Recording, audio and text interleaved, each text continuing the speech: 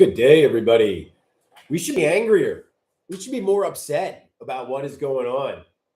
But we're not because we're told that this is just the way that life is, because it feels like this is the way things have always been. But this is definitely not the way things have always been. It's gotten much worse for us recently. And it's frustrating because it's gotten worse for us, but they pretend like it hasn't. They act like we're the ones causing the problems.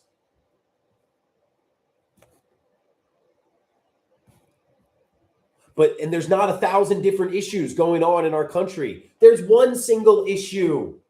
It's that the people up top take more than their fair share. But it all comes down to, why don't we have enough money? Because people are so angry and they're so divided because it feels like a bunch of scarcity is happening in our country today. What's going on, Tabitha?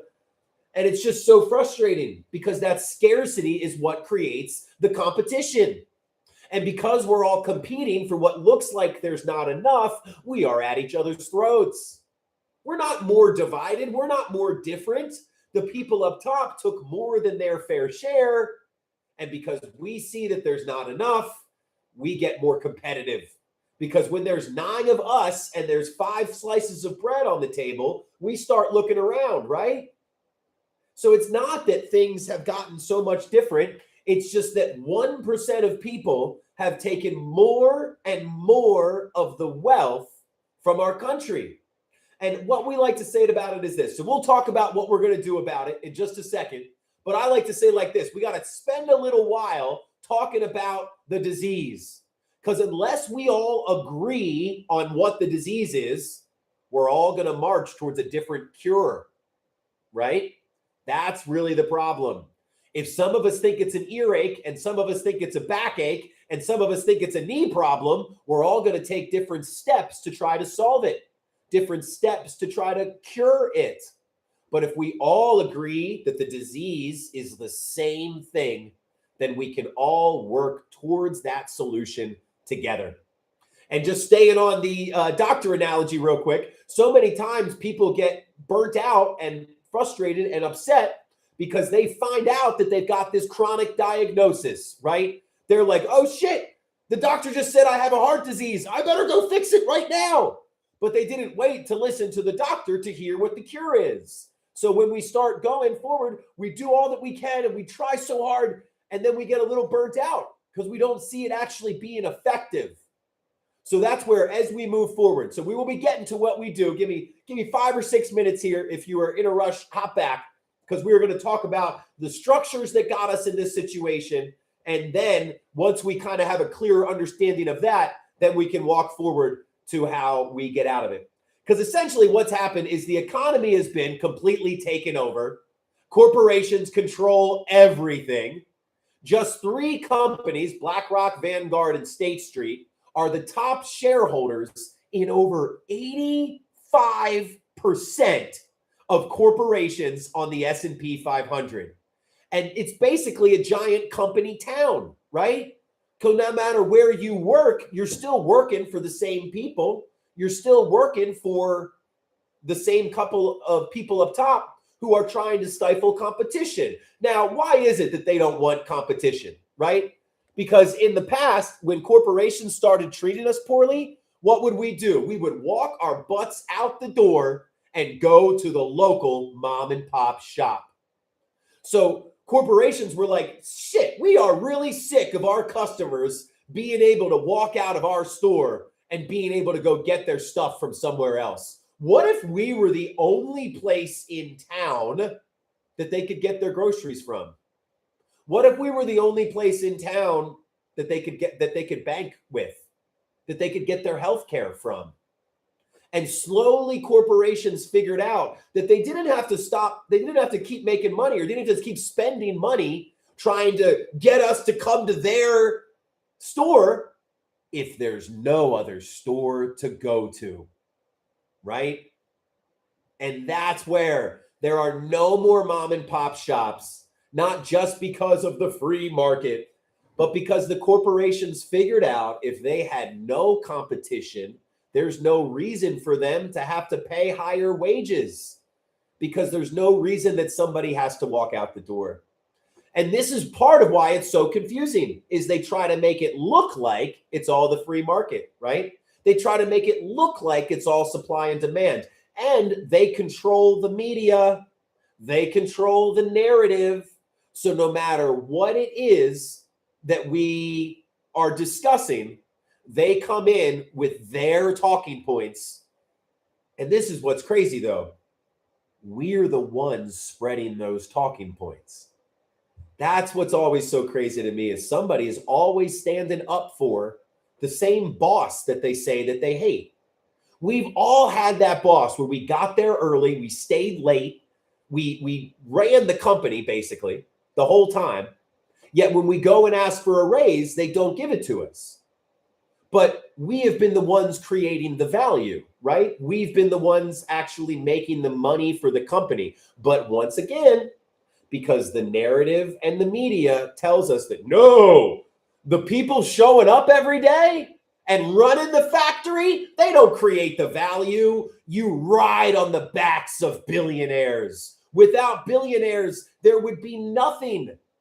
So you better be thankful that they're just giving your sorry ass a job. That's a lie.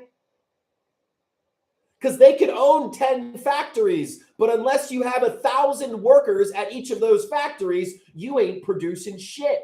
Or let's make it a little more personal.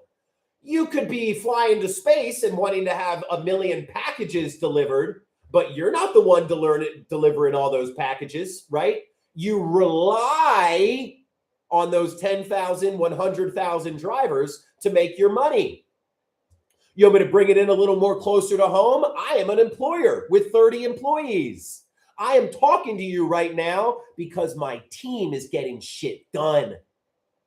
And I couldn't be doing anything without them. You know what I've figured out? Is that I'd rather have some of my time back rather than having to focus 24/7 on my business. I'd rather pay people enough so that they cared. Because when they care about their job, their customer service is better. When the customer service is better, more people come in. When the profit goes up, the employee shares in that profit because they're the ones that do the work. And this is what we don't think about. How do we want our society to be? How do we want to motivate people?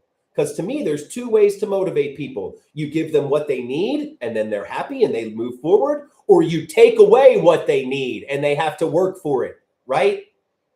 This is what we don't think about. Wigsley, you're so right, because we allow corporations to be above our families. Families are the ones that actually make corporations go, because it's the mother and the father, or the mother and the mother, or the father and the father, whoever it is, that are showing up, going to work, creating the value so that family can live. That corporation would be nothing if it didn't have a bunch of family members working for it. Isn't that weird, right? We don't call them family members, we call them employees, because that makes it a little bit easier to herd them out, right? So what we actually aren't understanding is that, a business's health relies on the health of the community. That's what they've tricked us. We think that, businesses are always just going to go on. They're always just going to be great. But no, the business relies on the health of the community. And then, yes, Tabitha, our souls hurt. You wonder why so many people are upset, why we have mental health crises? Because we aren't supposed to spend all our waking hours fighting for survival. Humanity is actually, I know this is crazy in America, life ain't about money. It's actually about connecting with other humans. Money is supposed to give us the resources and the means to be able to be like, awesome, I have my food and my housing and my healthcare taken care of. That means I've built security. Because I have security, I have some self-dignity. And that dignity allows me to form a community. And it's actually that community that will make us happy. And it's that total lack of community is why so many people are feeling alone and afraid. And guess what else happens? When we have nothing going on in our life, we only have we wrap our country into our identity. We wrap our politics into our identity. If you had a great paying job, you're like, hell yeah, I'm an electrician, I'm a bricklayer, I'm a teacher. And that becomes part of your identity because you have some self-respect because you got paid enough to have some damn dignity. But we ain't got that. We don't have that, do we? So nobody talks about their job anymore like they're happy about it. Everybody's just like, yup, slogging along. And then even if we hate our job, we can have enough money to buy a house. And then we say, oh, we're a homeowner. Or, hey, we're starting a family. And those things give us dignity. They give us an identity. But when you have none of those things, your identity becomes that of an American, of which color hat, which color political corporation you want to be a part of. And that's when people stop listening to each other.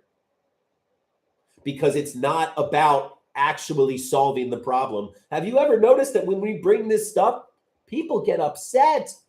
People get frustrated. And all we're pointing out is corporations don't care about you. That's it.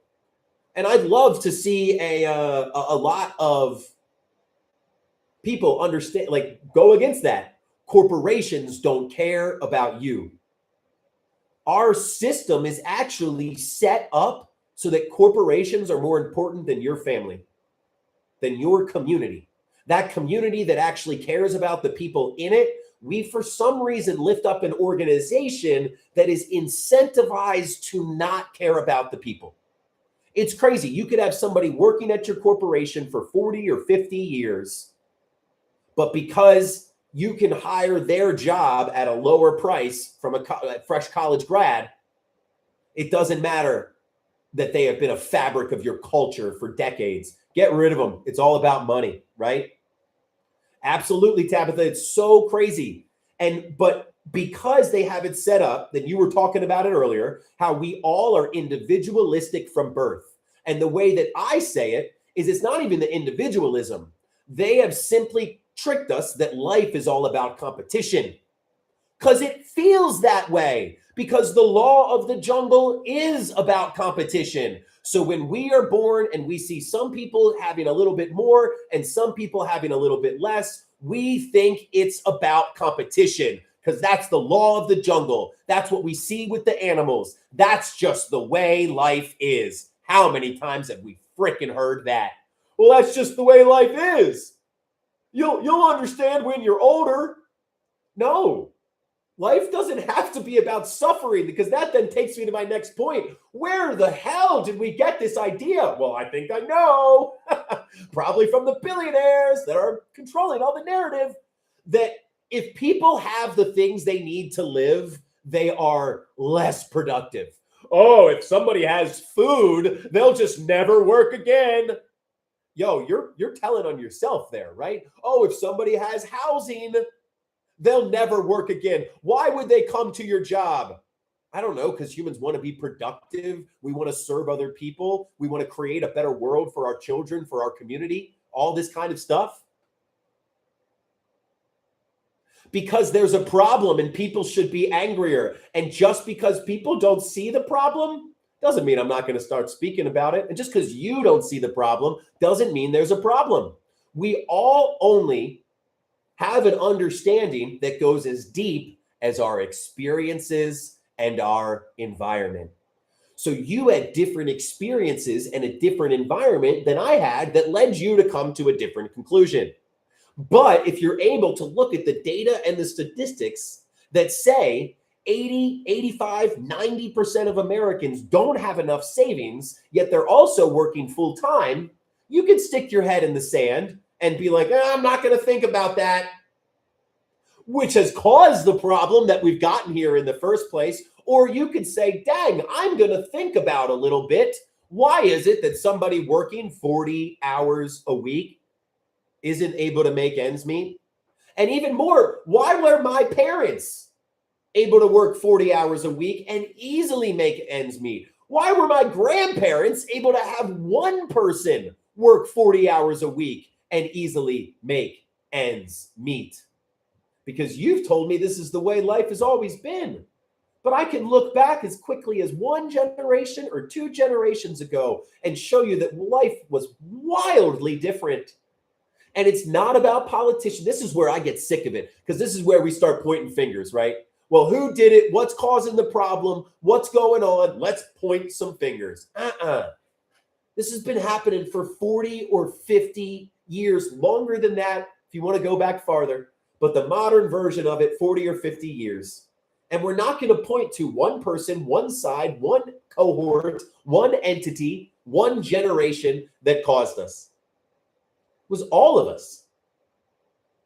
Yes, some of us are waking up to it now, and we didn't have a decision in the changing of it. But this is where, where my 80s babies at. I feel like all my 80s babies, we heard of a different life, right? People that were alive in the 60s and 70s, they got a piece of that different life. It was our 80s babies that, it started changing.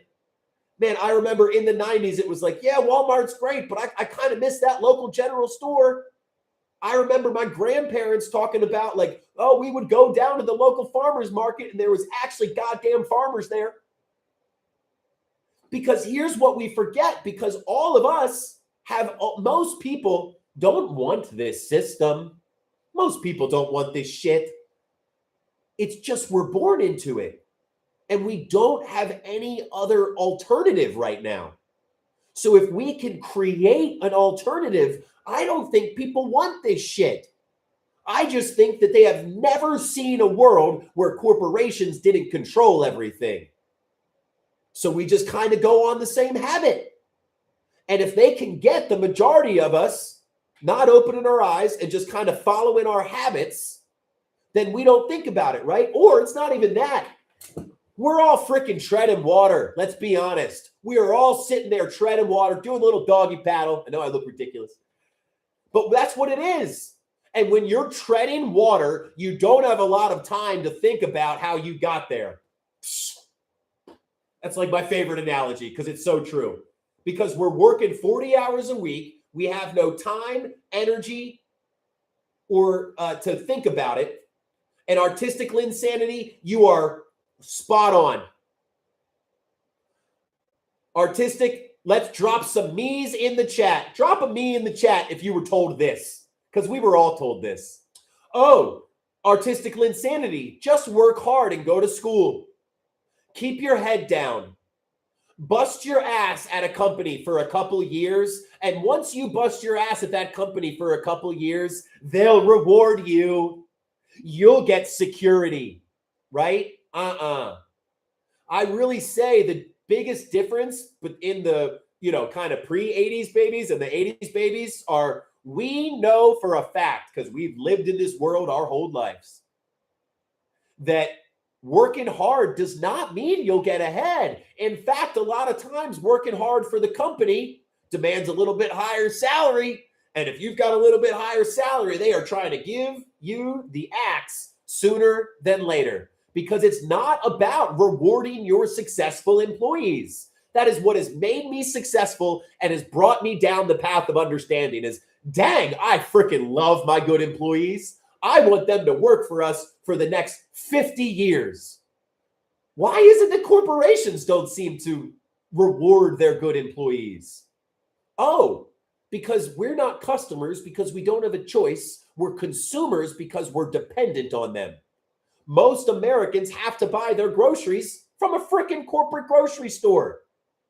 Almost all Americans have to buy their health insurance from corporations. We buy our electricity from corporations. We buy our internet from corporations. We buy our cars and our gasoline from corporations. So we can try to boycott. Sure seems like they have us cornered, though. So boycotting, striking. So TF, I'm getting right to it. Here's the answer. The strongest things we can do are boycotting, striking. That's it. Boycotting and striking, that solves it. Protesting as well. But protesting is a lot more effective when we can effectively boycott and strike. So that's where boycotting just means creating alternative options. That's it. Boycotting is creating alternative options. And that is exactly what we are building.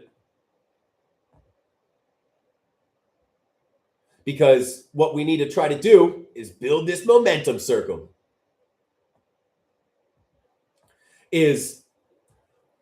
So for a while, we have been protesting and we've been speaking out and we have been saying, why have our voices not been heard? Well, that's because we are using protest as the end goal. TF, that is so true, but we buy our essentials from the corporations. So our boycotts will never work.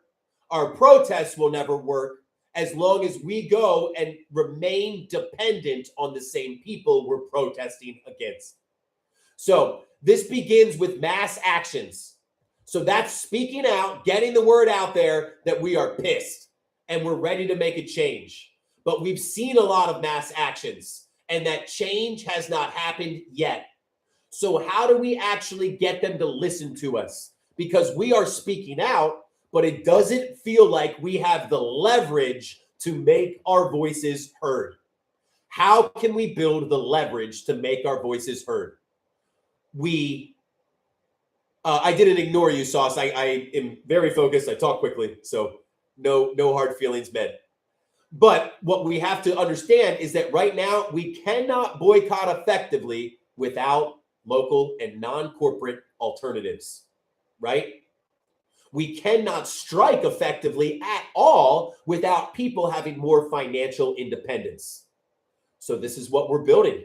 Tommy Boy, you're right. I call it the small business revolution. Because if people understand that corporations are literally nothing except the people that control access to the things we need. Corporations don't grow your food. That's the damn farmer who lives in your county. Corporations don't give you healthcare insurance. The doctor does, and that doctor lives in your zip code.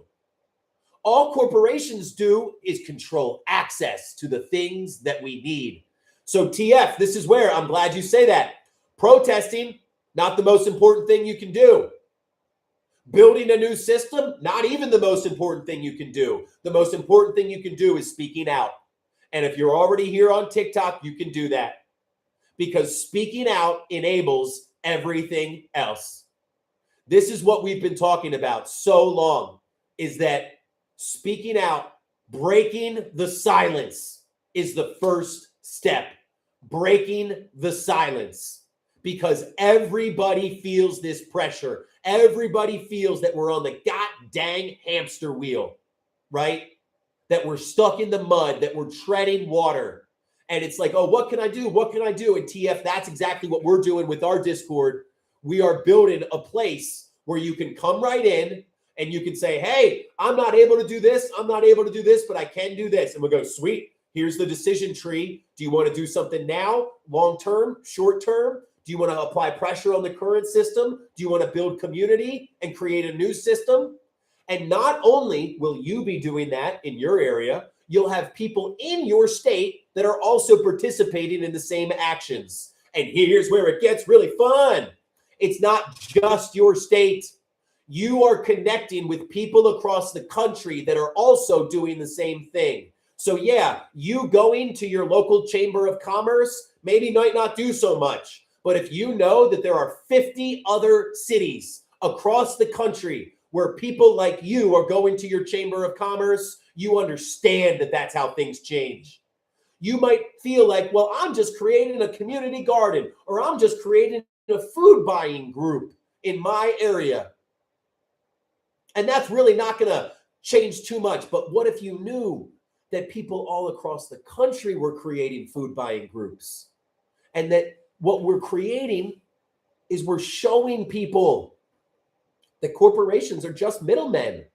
They don't add any value. They don't increase the quality of our life. They simply, because here's what used to happen.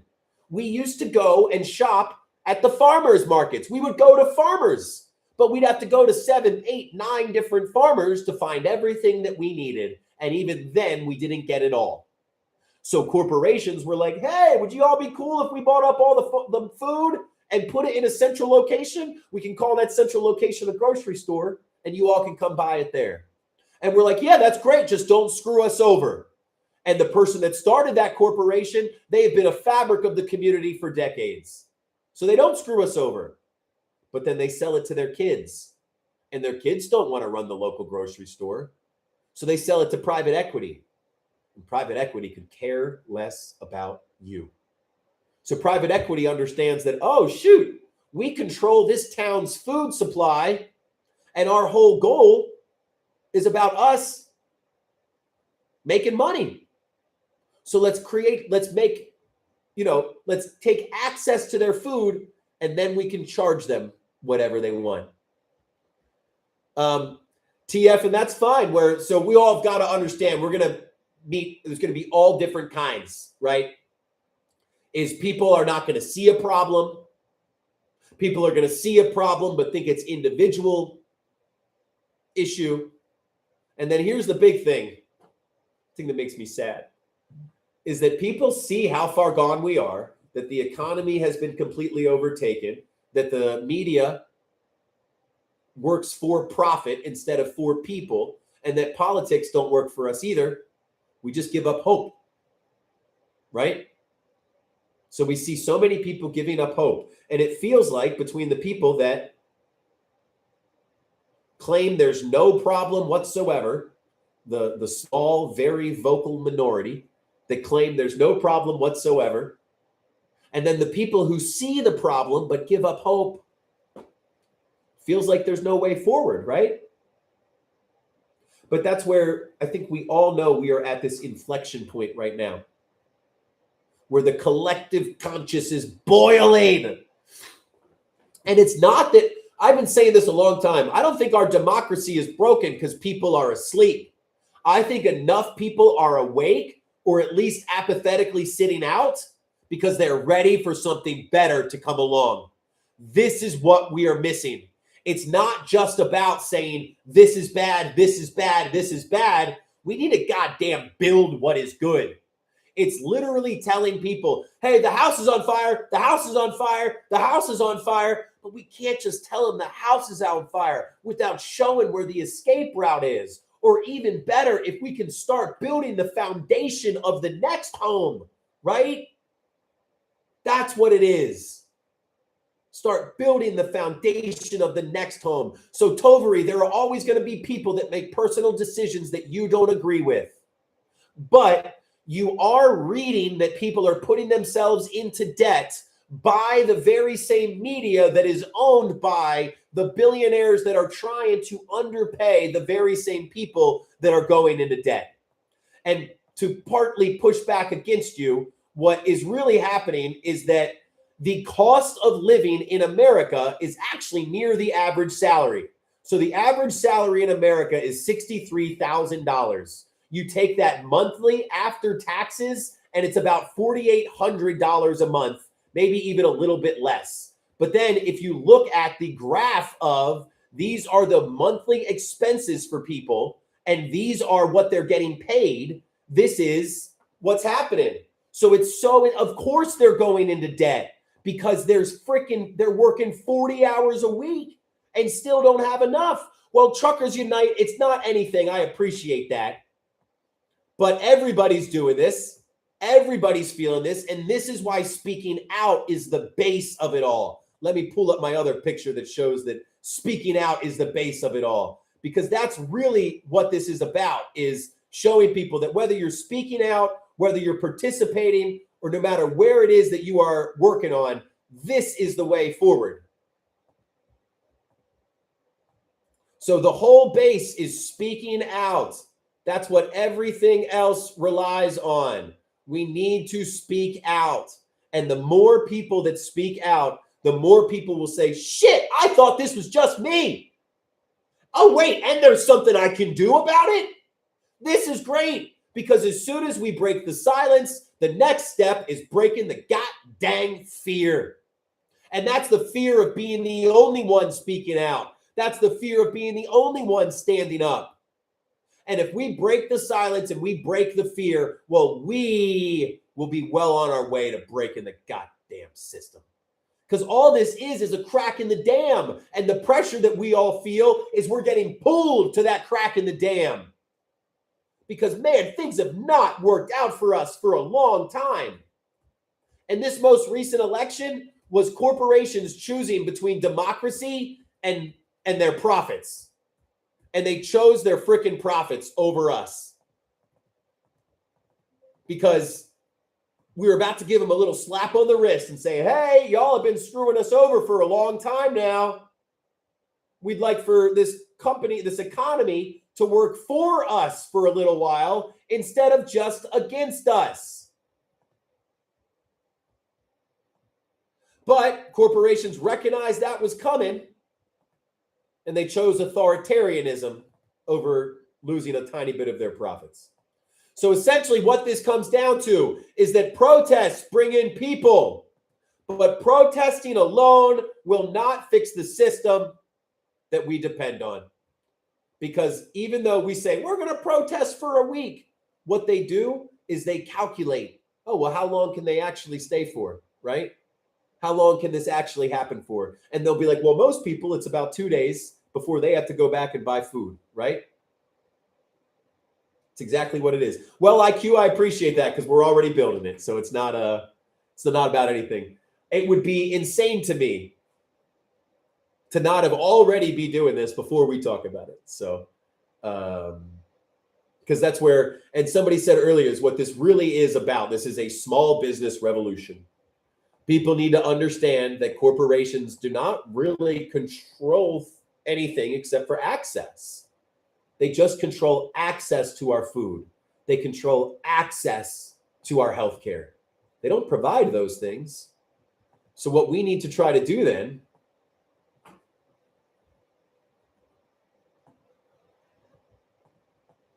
is we are creating local options. IQ, that was a good one. So we need to make a local impact by simply showing a better option. All grocery stores is a corporate food distributor. They don't grow the food. The farmer grows the food. And the farmer doesn't want to sell it to the frickin' corporation. The farmer got into farming because they want to take care of their community, because they care about other people. They don't want to do all the marketing and all this hard work, so they do what they know. They fall in their same old habits. They sell it to the corporation. But then that corporation, rather than being a steward of food, they act like they are owners of the food, and they use access to exploit us. Because we shouldn't be charged food based off of how much a profit a company makes. We should be charged prices of food on how much it costs to create that food, plus a tiny little bit of a coordination fee or a grower's fee. And this is where people can start. This is a small business idea. Yes, this is mutual aid and however you want to be if you want to make it free, but this is a small business idea. You get 15, 20, 30 people that want to buy eggs from a local farmer. And what's crazy is this isn't a political conversation. You're not saying, oh, vote blue, drop out, do this, do that, or screw this, do that. You're just saying, hey, corporations don't care about us. And corporations have been selling us these crappy eggs for a long time. A bunch of us are going to show those corporations that we don't need them, and we're going to buy our eggs from the local farmer instead. If I set it up so we could buy our eggs from the local farmer, and what you do is you order on Sunday, Monday, Tuesday, Wednesday. You just order on this quick little form, and then you pick it up on Friday. So somebody on Instagram said, look for local farms. They're out there. This isn't just about looking for the local farms. You know what they need? They need somebody connecting them. Because corporations just connect us to the people that create the goods and services. That's it. And we will always need those connectors. It will never go away. It's just that those connectors shouldn't be owners. That's it. If those connectors viewed themselves as stewards, they would have the best interest of the community at heart. Imagine someone who wanted to do this idea and become a local food distributor. They find 20, 30 people, and they have 5 friends that all find, let's say 50 people. Now they've got 300 people a week that they are selling eggs to. And they charge those people 50 cents. Hey, we get your eggs for $3. We charge a 50-cent coordination fee because it's a lot of work getting your 300 dozen eggs all set up. And then now you're making $100, $150 a week. The people are happy as hell to pay that 50-cent coordination fee. And this is exactly what Mark Cuban's pharmaceutical company is doing, cost plus drugs. We could even call it cost plus food, right? So then people know, oh, they're not screwing me over. They're offering a service. This is great. Wait, and the person that runs this is a part of my community? It's the father of the person that my kid goes to school with? It's the swim coach's brother? This is amazing. This person actually cares about us. And they're going to be looking out for us. And guess what? Once you start making a little bit of money or you cover your cost, then when somebody can't pay, you are happy with taking a 12-pack of beer instead. Thank you, fellow citizens. When somebody can't pay, you are happy to have them. Well, could you work an hour or two for me? And I'd be happy to sell it for you if you could help me behind the counter for a little bit. And what are these called? Parallel economies, alternative economies, where we're then getting freaking money out of the equation altogether. Because when you are connecting with the community, money isn't what it's all about. God dang it. It's about taking care of other humans. Because that's the point of life. That's the point of a society. Sorry, I got hot there for a second, y'all. That's the point of life. That's the point of a society. It's not so that a couple of us can work, or not so that a few people can get really rich while all of us bust our asses our whole life. Like, Mary, what is up with that, right? Thank you for being here again. It just confuses me. I jokingly say, I said it earlier to fellow citizen, I think all my teenage angst came from the fact that it was like, what is going on? What is going on? Right? Why are we living life this way? Why are we living life this way? Why are things like this? Right? Wingnut Dishwashers Union. I like it. So, and it's crazy, right? Every time we bring this up, IQ, you sure have been here for a long time if you don't like it. And I'm talking on a screen. What do you expect me to do? So what we have to do is speak up. And it's so crazy. People will disparage you for speaking up, right? We've seen it here. Even though they know there's a problem too. But if you don't speak up in the exact right way, if you don't do the exact, if you're a little too much, if you had some extra coffee, what did I say earlier to you, Tabitha? Is like, oh, as long as my coffee can take me. Well, it was a lie. It was tea. No, I'll switch back and forth. So 100% love Minneapolis, Minnesota. What we need to be doing is showing people more and more that your economic situation is what affects your political one. That's really all is what it is. People's economic situation affects their political one. And we could have, my question would be, how long could Minnesota actually strike for? Because what Minnesota is doing is what I believe is showing us, the rest of us, that this is possible, right? That this is possible. That's all that it is. And I don't even care enough to. So that's where if somebody's pointing fingers left and right, they literally don't have, they're like, they shouldn't have our energy at all. Because Terminal Lance, I'm not going to convince that person. I don't care to point fingers anymore, right? Like, it's so frustrating that those people are just here to derail, distract, and divide, right? It's so silly. So, but Monk, so that's exactly what we are looking to do. Obviously, I'm just one person that lives in Maryland, so I'm not going to be able to have boots on the ground out there in Minnesota. But exactly what we are doing is we are breaking out by state. We do have a lot of people in Minnesota and Minneapolis that are a part of this group. After you break out by state, what we are then doing is forming local action groups. And those local action groups allow us to start forming actual solutions in communities. Because where we think the missing link is between connecting protests with everyday life. Right now, sometimes we think the protest is the end goal. We think having a one-day strike and having as many people as we can show up, that's the end goal. But that's not the case, because that was the end goal when politicians listened to us. Because when enough of us spoke up, politicians would react. But now that politicians work for corporations, we can't just have symbolic actions of having many of us out there in the streets, or as many of us being as loud as possible.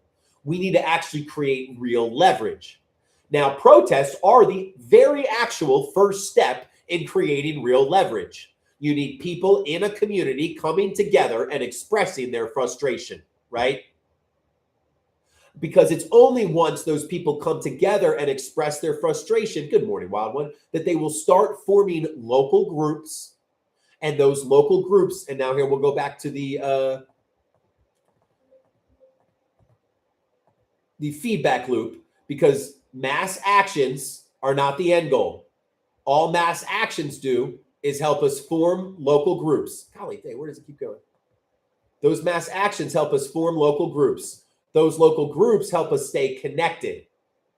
Staying connected is how we actually fix it long term. Wrong one. So, and that's the feedback loop, is that mass action isn't the end goal. Mass action leads to more connections. More connections lead to local groups forming, and those local groups create more local alternatives. That's the answer. Local and non-corporate alternatives. That is so right, Mama. Mama said it on Instagram. Protests are supposed to let it be known that we're not going to take this anymore. Now we have to do the work on how to make it work. And that is so true. That's exactly what I'm saying, is that it's about understanding the relationship between bringing people together and those actions that we can take to actually solve it. Because that's the loop, right? It is mass actions bring people together. Bringing people together form local groups. Local groups create more local options. And those local options are what actually allow us to protest, strike, and boycott. And it's only once we can actually protest, strike, and boycott that we can take this. So here we go. Mass action in the green. Mass action equals more connections. More connections equal local groups. Local groups equals mapping and building more local alternatives. More alternatives lead to the ability to boycott and strike. Boycotting and striking is what's going to give back our leverage. Right now, we are trying to speak out without having any leverage. And that is very difficult, because imagine a teenager going to their parents and being like, hey, change this or we're leaving. But it's like a 13-year-old, right?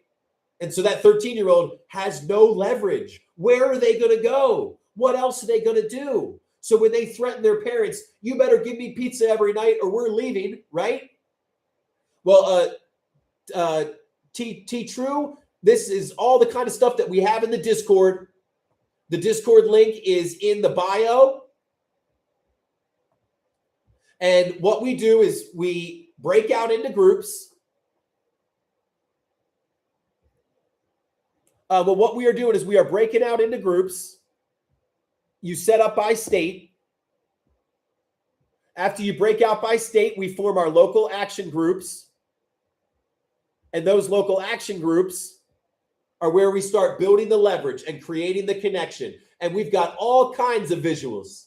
So one of my favorite ones is not only the momentum loop, but it's the decision tree that shows people once they get started with us, this is exactly what you do. Because you either choose whether you want to do something short-term or long-term.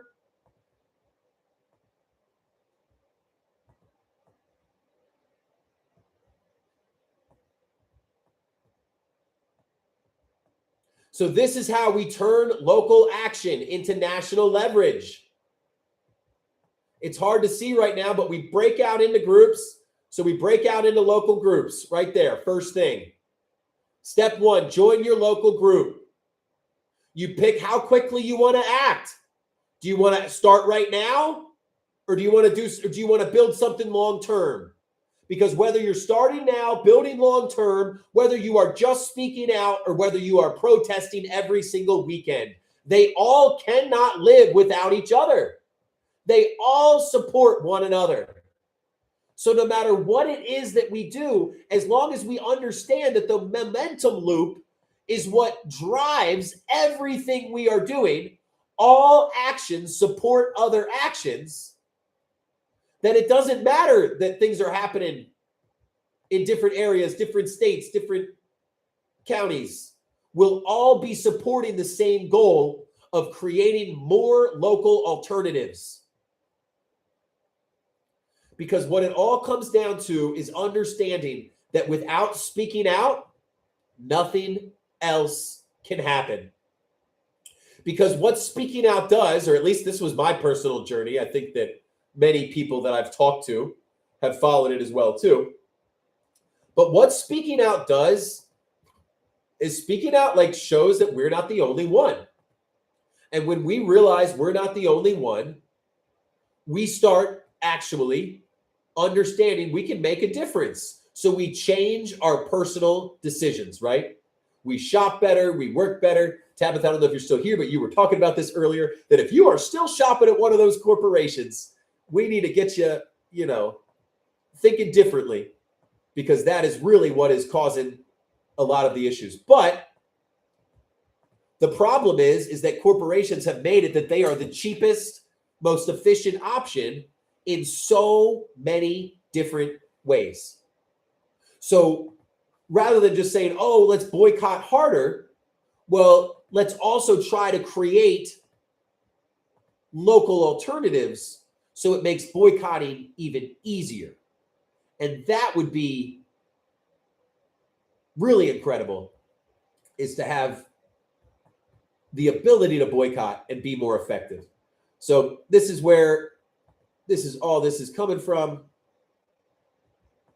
is that we have a very delicate balance that we are building, but everybody has to speak out, because literally nothing happens unless people speak out and say, I'm feeling this freaking problem.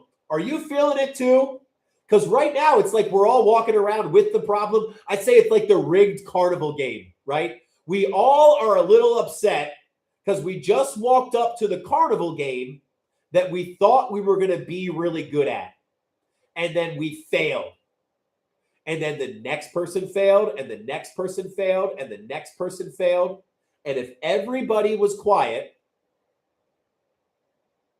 nobody would understand that we were upset that we failed, right?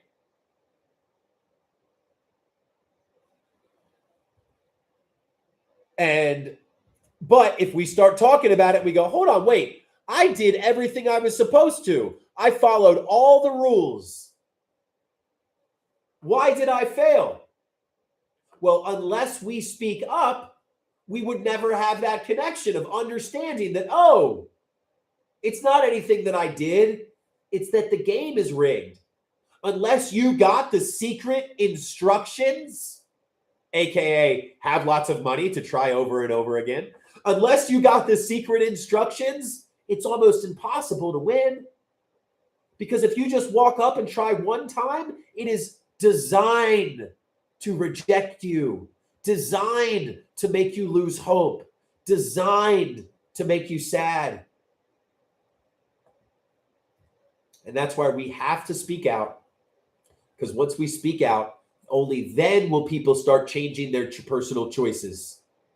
But as people are changing their personal choices, they'll realize, damn, I can't boycott my health insurance.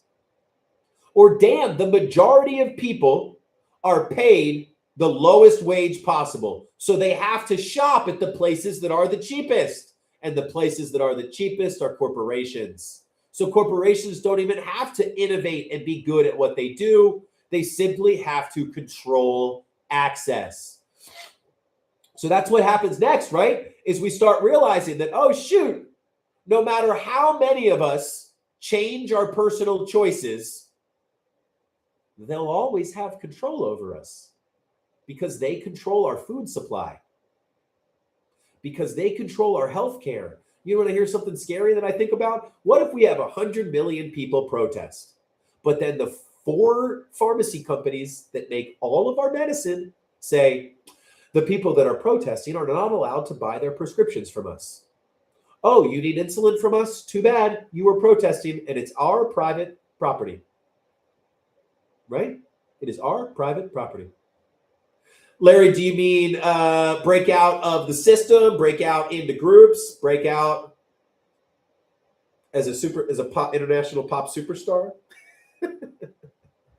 Well, Larry, that's where I said it earlier. I don't think people want to stay in the system. Well, it's also tough to break out as an international pop superstar, but I don't think people want to stay in this system. I think they are only in the system because it's part of their habit. It's all they ever known, and there are no goddamn alternatives that are just as efficient. That's literally why I call this the small business revolution, because if we can get 1 million small business owners to understand that, oh shit, I can beat a corporation, not by offering more products, just by caring more, by being a human. This is literally how my business is successful. We just care more. Oh yeah, George got me started on all this decades ago. Katie, there you go. Because the exact analogy I make is it's like we go to the Katie, appreciate all your support, by the way. It's like we go to the freaking doctor's office, and when they tell you you've got a heart disease, it's like we don't wait for the lifestyle change advice. We immediately go on a crash diet, right? So many people wake up to this. Here's what happens. They realize we have stage 5 cancer. And they realize we have stage 5 cancer, and they go, we've got to fix this now. So they go and they eat healthy for a month, and they work out every day, and they burn out because they're exhausted.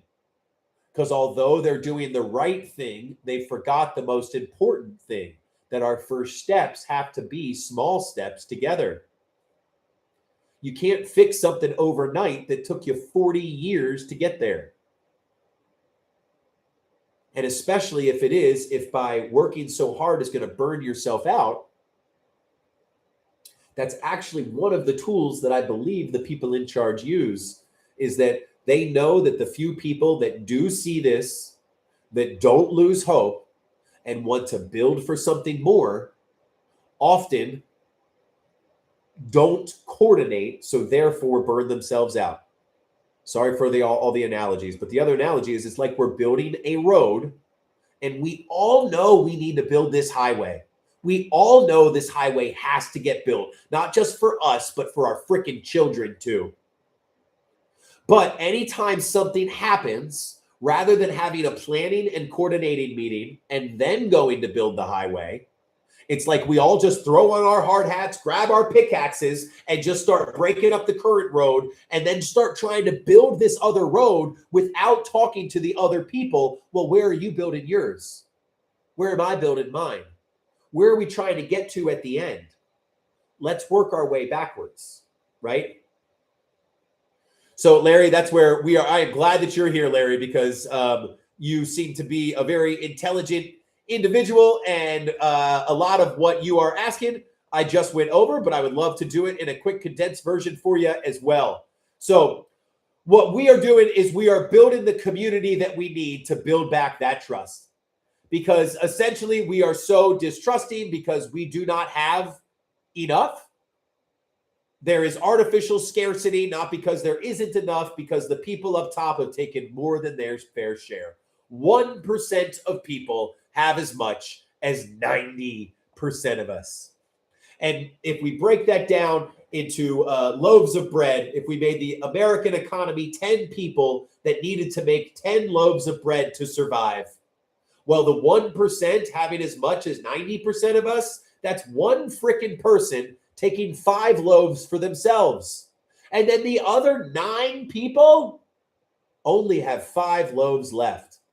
So I would be pretty freaking pissed if I showed up, I made all this bread, and then some asshole took 5 loaves and now my family couldn't eat. And then if we just were seeing the situation as it is, shit, Larry, we'd all be on that one person's back, right? We'd all be on that one person's back. But that one person owns the media and controls the narrative and lies to us about who's causing the actual problem. That's what's going on. And so we are all dependent on that person as well. So it's not necessarily making more loaves, although I get where you're coming from. It's finding an alternative way to make those loaves. Because if you are dependent on that one person, then you are stuck, right? So, Penny, for your thoughts, we don't talk to those people. It makes it really nice and easy. If we are understanding that we are not dealing with people whose head are in the sand, the way we sort of start this is all humans have intrinsic value, and this is actually a silly way to set up our society that people that are as smart as Einstein never got to live up to their fullest potential, because our society is about chasing after money rather than providing what humans need to live. And where did we get off? Where did we get along saying that, oh, the more someone suffers, the harder they'll work? If you give someone what they need to live, their food, their housing, their health care, they won't try as hard. Shaniqua, people say that all the time. I don't believe it is off. If I could get a couple people corroborating, you may just need to turn the mute off. So I got told 3 or 4 times, and other people said they didn't. So absolutely, Peter. But what happens is we are indoctrinated, not just in a hyper individualistic, but also competitive. And really, Peter, I figured this out a little while ago too. We need to prove ourselves because America has one rite of passage. We have one rite of passage as a country. Our rite of passage is to make your own way. Our rite of passage is to make your own way. And if you don't make your own way, you have not completed your rite of passage. And so we need to prove ourselves. Shoot, it wasn't me. I'm just going to step on people even more. I'm just going to be even more cutthroat. Because, man, this life is all about making money. And that's what this is about. Because if I don't get it, somebody else will. Because that's the law of the jungle. They've been saying the law of the jungle so much lately.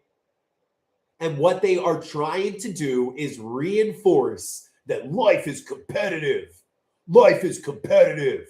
If you don't get it, somebody else will. Except, we left the jungle because we were sick of this competitive shit. Peter, I'm going to use you for a second here, but we left the jungle because I kept stealing Peter's bananas. And Peter was like, Corey, can you stop stealing all my goddamn bananas? Like, if we all worked together and just stopped stealing our bananas while we were sleeping, we'd all have bananas when we woke up, right? And that's literally why we left the jungle. Because we were like, stop stealing our food. And I'm like, Peter, well, I'm only stealing your food because this person's stealing my food. And Peter was like, wait, rather than all of us stealing each other's food, why don't we all just give a tiny bit to the one person who doesn't have food, right? That's what it is. And that's fine. Isabel, you've been indoctrinated. You're not who I'm speaking to. But there are a lot other people in this chat that said, oh, shit, they do make us think that life is competitive, when really, if we just all cooperated, it would be so much better. So you believe that life is about competition. I'm not here to convince you differently. I'm here to say that you've had different experiences and a different environment that has shaped your understanding differently than me. But Isabella, that's what we're talking. So you have sent down the perfect plane. So, Larry, I'm espousing for a better life for my children. You are talking to a business owner with 6 locations and 30 employees. Our economic system is what keeps us so stuck politically. Isabel, but that's where it's a lie. The people don't refuse to get their own bananas. They have been given a treasure map for 50 years that says this is how you get bananas. And if it was a black person, their parent has been getting that same treasure map and it didn't work, right? Any minority group is saying, I am not able to get to the treasure. This treasure map is useless, so I'm not going to participate. And then what the media does is they go, look at those people not participating. They are lazy. And they're like, no, I'm not lazy. It's just that no matter how hard I work, the system is going to work against me, right? Well, Isabel, and so here's what I'm saying. I would agree with you, except for this one main thing. I believe that most people, their career earnings, their salary really comes down to their education and their skills, right? Their education and their skills. Well, people's education and their skills come from things that they don't control. People's education literally is determined by the price of the house you're born into. So if your education determines your salary, and your salary determines whether you live a good life or not, well, nobody controls what house they're born into. Or even better than that, Isabella, the person that's born to the factory owner is going to always have a better life than the person born to the factory employee. It's not a premise. It's a education is what offers you your job. Like your education and your skill set is what determines your salary. That's not a idea. So, and this is where I was hoping that you may come around, Isabella, but now I'm learning that you're not. And I am not here to argue with you, because my main goal is, so Isabella, I'm going to pick on you a little bit. The moment someone starts talking about their life, they don't get it, right? I think we can all see that as one of the levels of, is it worth my energy to continue talking? Well, the moment someone says, I did it, you know that the perspective is off, because it's not about you. Larry, we're here every day at 11 a.m. Eastern, every day. Well, I know, Isabel, I'm just not going to engage anymore, because when it's just hard when you state something like, oh, education is what determines your salary, right? The skills and the education, and you're like, nah. And so I just don't know how to move forward when I say someone's skills and education determine their salary. And you say, no, I just don't know how to move forward on that. Because here's what it comes down to. I believe the world would be better if we all cooperated. You believe that if we cooperated, that some freeloaders would get what they don't deserve. And because you believe you have a winner's mindset, you don't want to see those freeloaders get more than what they deserve, even though it would fix everybody's problem, right? That's all. No, it's just that you're going off of your feelings. I'm going off of facts. I could go ahead and pull up the productivity gap versus the pay gap that I have here. You are talking with someone that has all the receipts. That's just the thing, is I present this every single day. I talk to many people about this, and it's really not hard. But my whole point is, Isabel, I don't care about convincing you, because I am not into trying to convince people that believe life is competitive. Essentially, if you look at today's world and say, there's no problem going on here, then I don't think we are ever going to get to a mindset that we're going to agree on a framework. Because my thing is, corporations don't care about you, and corporations are incentivized to screw you over. Corporations, it's just that all that I'm saying is that during the time that I've sat here and talked to you, there are 50 other people that want to meet with people in their community, that want to make a change, that want to join the Discord and start fixing this. Because the whole thing is we believe that arguing with you is less productive than building something better. Because right now we're essentially arguing over whether a horse is better than a card.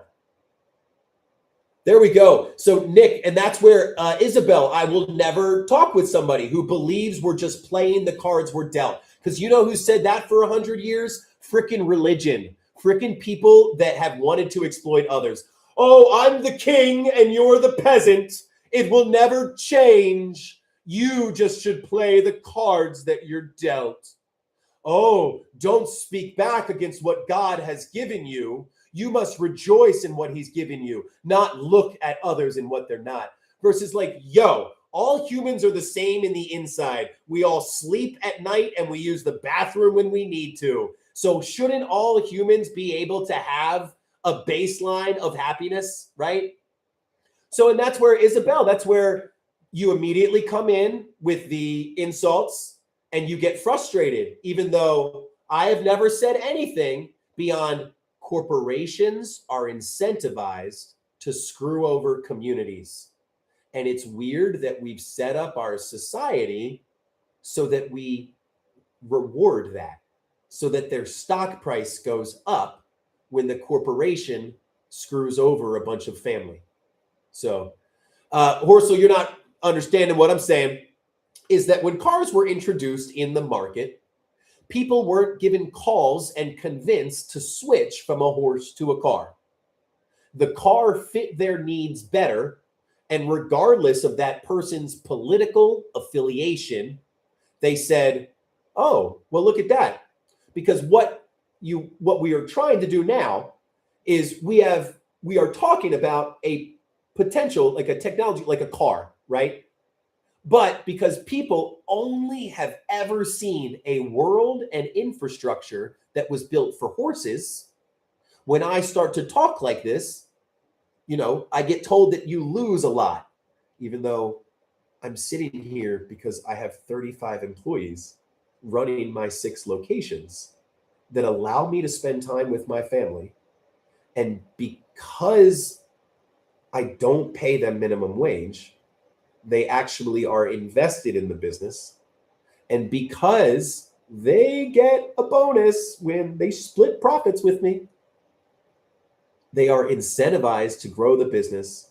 So therefore, because I empower my employees, I am able to sit here with you and understand that, wow, I couldn't have even opened more than one location if it wasn't for these other people in my community that got their education from the public education system, who, when they get sick, they go use the hospitals and the roads that all of us go on.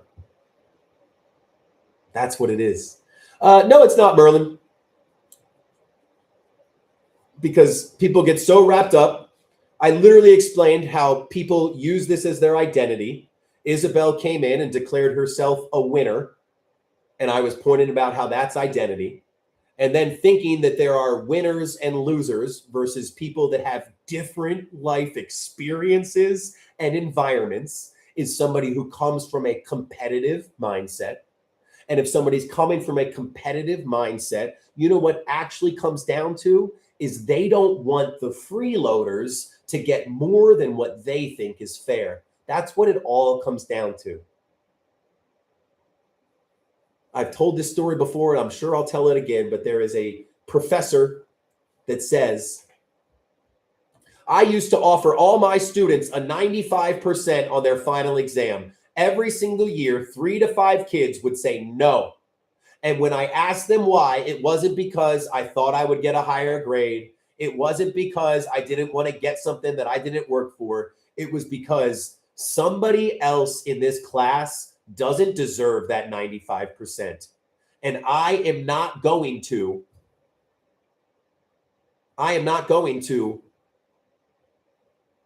vote to have a 95 because that person doesn't deserve it. Joanne, I am not shaming.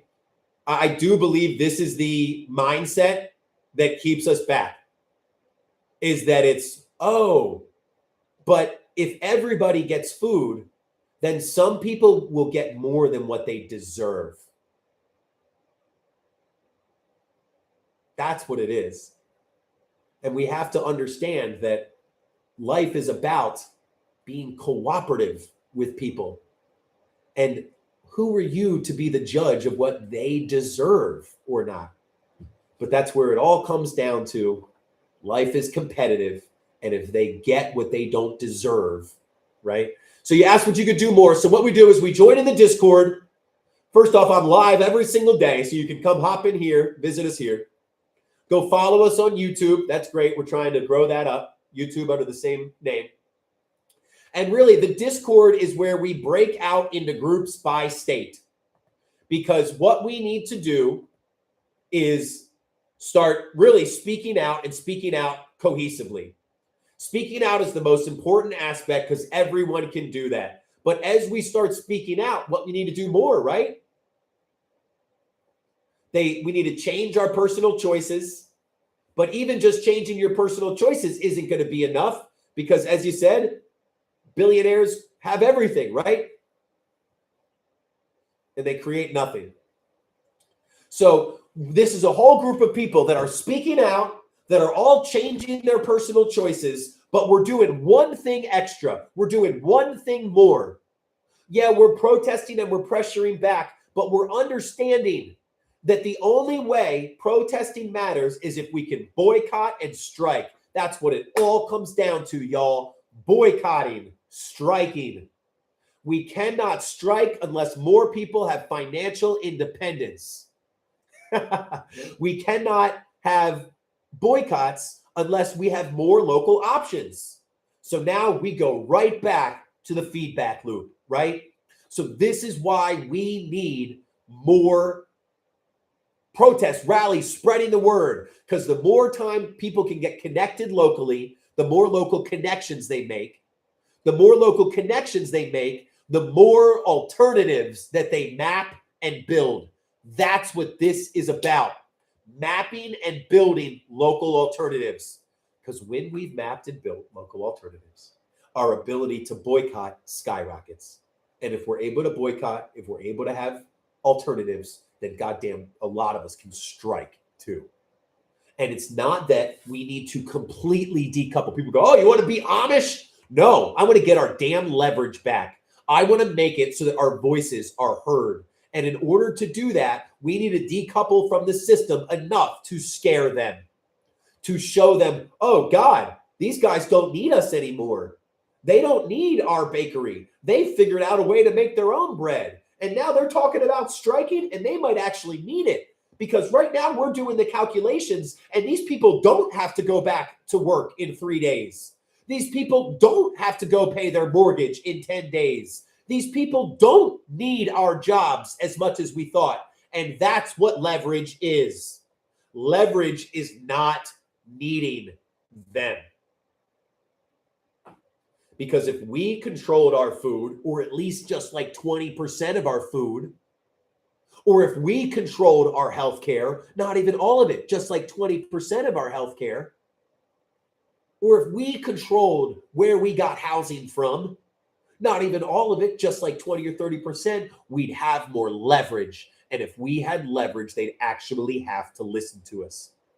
I am so sick of us doing what we need to do, getting hundreds of thousands of people out there for protests, but then not having any real leverage. So then we all go protest and we go, wait, we thought that was supposed to help things. Why has nothing gotten better? Because they just waited us out and said, they're going to need us again in just a couple days. So what we need to start doing is building that feedback loop, bringing people together, bringing people together, creating more connections. Those more connections create local alternatives, non-corporate alternatives. And it's only when we have more local and non-corporate alternatives that we can boycott. And it's only when we can effectively boycott and strike that we can actually take back our leverage. I appreciate everybody so much. I'm going to get going here in a second. Please join the Discord if you haven't yet. If you could go over and follow us on YouTube, Blackout the System, same name, same handle. Please give us a follow because the other social media apps, Instagram is pretty good, but it's really, once we get YouTube and we can get 10, 20 people watching us there, they're going to blow up those numbers. Absolutely. Frieden, sorry about the horse analogy earlier. I hope you understand where I was coming from. It's just that when a new, technology or idea comes along, you don't have to convince people to switch to it, right? It's if it works better for them. And right now we have a whole system that works against people instead of for them. And if we can build a system that works for people, it doesn't matter what color hat they are wearing, right? It doesn't matter what side of the political aisle they are. They're going to go use that product, good, or service that works for them. And that's how we take back the leverage, is we stop arguing with our fellow citizens and we start just building something that works for them and say, hey, corporations don't care about us. We're going to go buy our stuff from the farmer down the street, from the doctor down the street, from the construction worker down the street, because those people care about us, because they are our fellow citizens. So join the Discord if you haven't yet. The Discord link is in the bio. Absolutely, M. Joe, Scott Galloway's great stuff. Go ahead and tag us on all of Scott Galloway's posts. We're trying to get a big name shouting us out to keep this momentum going. So, yep, absolutely, nothing better. So we've got layers of what we can do. So first, spreading the word is incredibly important. Once you spread the word, you start making your own decisions to fix things. Taking your money out of a bank and putting that into a credit union is one of the most important things you can do. That is absolutely what we have done with our money. And so, but that's where that is just the first step, right, in what we actually need to build. Because even if every single one of us tried to not use a corporation for everything we could, they actually still control a lot of what we need to live. So that's where this is right here, speaking out and then changing your personal choices, like banking at a credit union instead of a bank. But even then, after that, we still have to put protest and pressure on them. And protest and pressure still isn't enough. We need that little cap on top, and that's building the alternatives. So these are the kind of things that we go through in the Discord every single week, every single day. We're live here every day at 11 a.m. And we really are not just talking about what is wrong, we are building what is right. But nothing better to do. One of the things we don't think about is everybody's mortgage and a lot of their rent and a lot of their debt, all the company's debt is from these big banks. So even if all of us did that, would it still be enough? Because we're still paying our mortgage. Companies are still paying their debt to them. And that's where we have to build those local alternatives. It can't just be all of us changing our choices. It can't just be all of us putting pressure on the current system. We need to build an option that works just as good for people, because there's a reason that won't happen, right? Because even though those banks are screwing them over, it still is the only system we've got right now. If we can build a better system, we won't have to convince people to leave those banks. That is what it is all about. And we will end it there. We're like, yup, stop all unsecured debt payments. Banks fail in 45 days.